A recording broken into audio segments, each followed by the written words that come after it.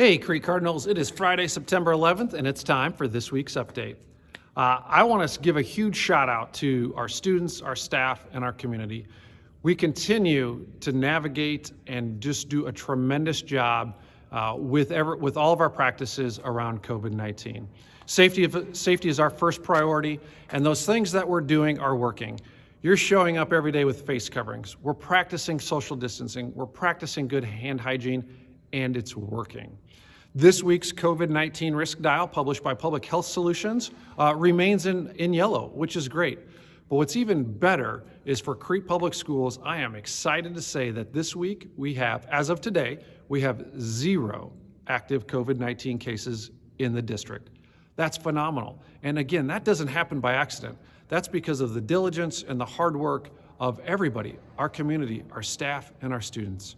Now, we got to keep going. We can't back down now. We know it's working, so let's keep doing those things that are keeping us safe, that's allowing us to have in-person instruction, that's allowing us to have our extracurricular activities. We want to keep those things going because we know those are great for kids. The other thing that I want to talk about this morning is this whole idea of educators becoming essential workers. Of course, you've always been essential to us. We can't do what we do without you. But President Trump's order did officially move educators into that essential worker category, which means that in the potential of a high-risk exposure, we could still ask staff to come to work. But rest assured, safety is our first priority here at Crete Public Schools, and we are not going to change our practices. They're working. That's why we're at 0 cases this week. So I know there's been questions out there. I've maybe been a high-risk exposure. Do I still have to come to work? Nope, we're going to continue to follow those practices and procedures that we've had in place from the beginning, and until something changes or we find that something's not working or perhaps a better practice, we're going to keep doing what we're doing. Again, we believe that's what's going to keep us safe, it's going to keep our kids safe, and it's going to keep our community safe. The next thing I want to talk to you about, I'm not wearing a mask today.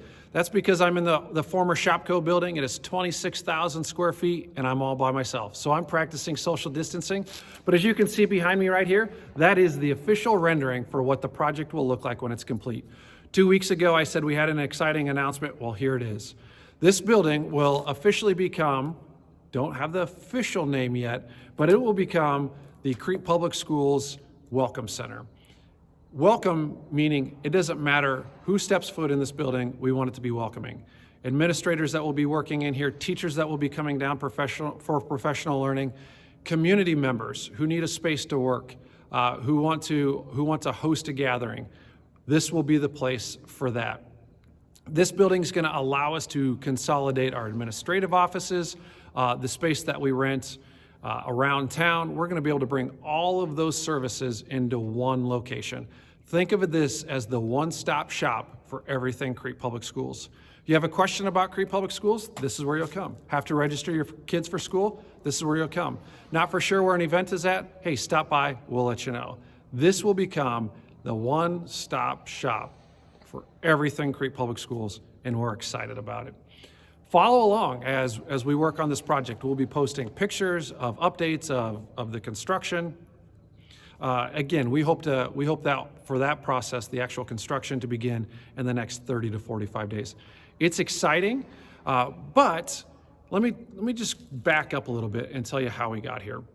First, I am thankful that we have a Board of Education that is not just thinking about tomorrow or 1 year down the road. They're thinking about 1, 5, 10, and 15 years down the road. By utilizing this space to create this welcome center, that's freeing up space downtown across the street from this building where our current elementary and our admin building is at for what we're going to call phase 2 of this project.